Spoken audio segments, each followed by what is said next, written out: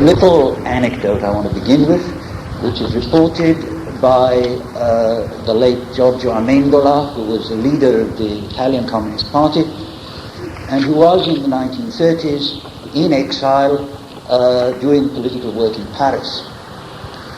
He reports that sometime, doesn't say exactly when, Togliatti, who was then better known as Ercoli, his, so to speak, official name in the Comintern, came to him and said, "You've got to go to Cambridge and pick up something for me."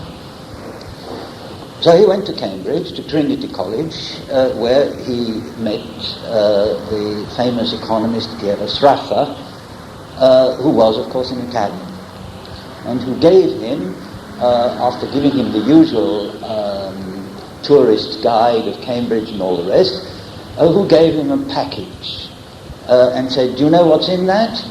He said, "No, I've got no idea." He said, "Well, anyway, here's the package." And he brought it back to Paris and gave it to Togliatti.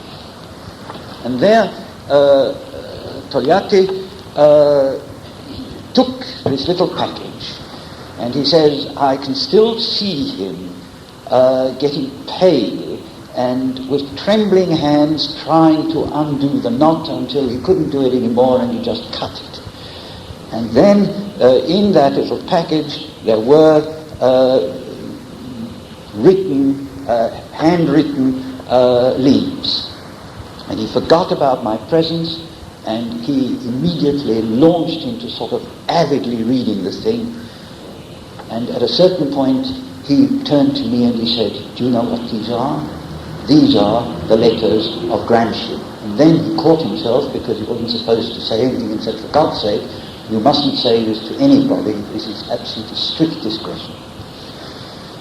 This is the way in which the man who was even then the leader of the Italian Communist Party and a leading figure in the International, and became an important one, regarded the writings of his imprisoned comrade.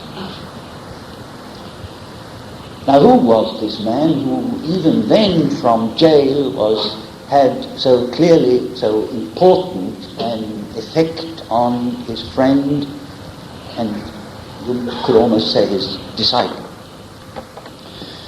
What I'm going to say is probably well known to the more academically and politically trained of you, but that's no reason for not saying it. Gramsci is by now unusually well known in at least the academic circles in this country. When the first Gramsci conference was held in Rome in 1958, 20 years or so after his death, and I was invited there, and I was asked at short notice to say something about Gramsci in England, and all I could say, I said it in about 2 minutes, is that we knew, or some of us knew, that Gramsci was very important, but nobody really knew very much about him. And that was true. Even then, more was known about Gramsci in England, or in the English-speaking world, than elsewhere. The situation today is entirely different. There is a vast literature, and once again, in the English-speaking world, a very much larger literature about Gramsci and publication of Gramsci's writings, probably than anywhere except in Italy itself. Now, I don't want to enter into the elaborate theoretical debates which have been based on his writings, or on the arguments about his theoretical relations with Marx and Lenin and Croce and Sorel and the other people, because this is a subject for an academic seminar, and just in purely quantitative terms, this is a bit big to be a seminar.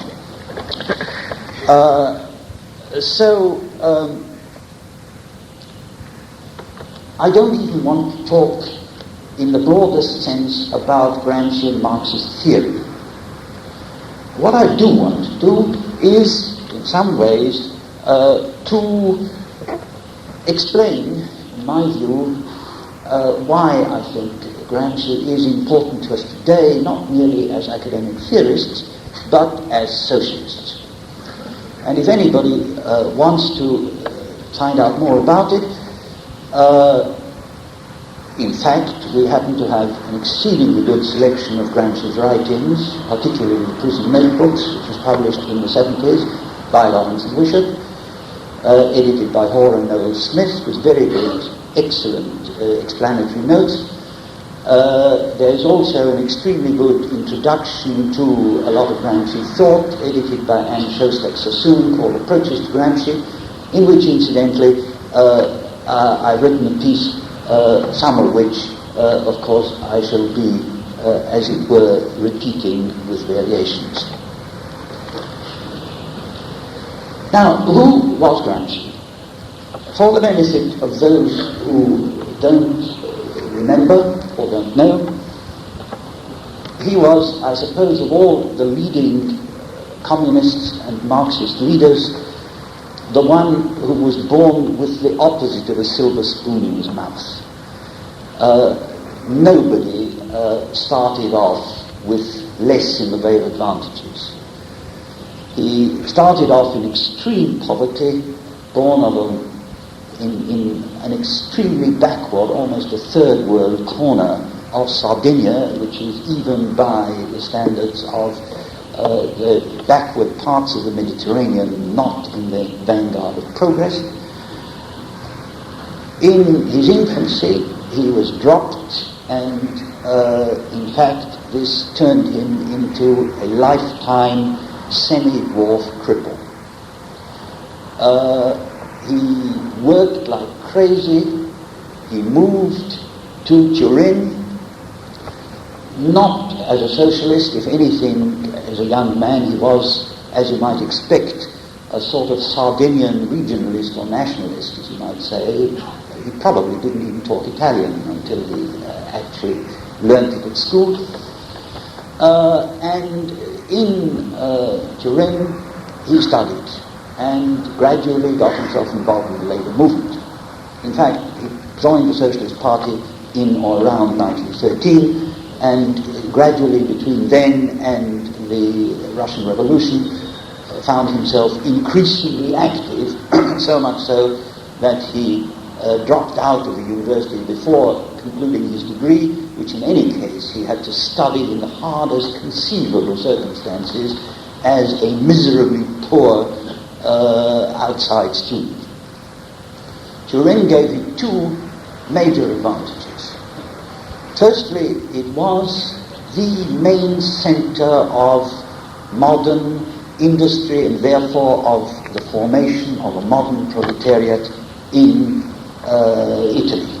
It was, and is today, the city of the Fiat Works. And this gave him, in a sense, an experience which it would have been hard to get in any other Italian city, and indeed in many other parts of Europe.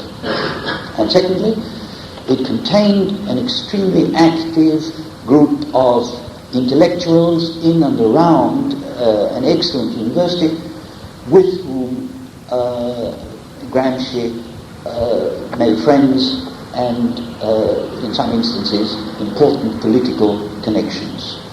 They were partly liberals, like Piero Gobetti, but very largely they were socialists, Marxists, revolutionaries, and among these friends, of course, there were people like Palmiro Togliatti, Terracini, people, again, like Piero Sraffa, the economist, all of whom he got to know in and around the student circles and the political student circles.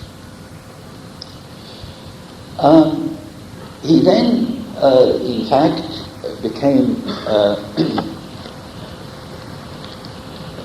essentially a leader of the Turin movement and a leader of the Communist Party, and I will spare you the detailed discussions of the early history of the Communist Party.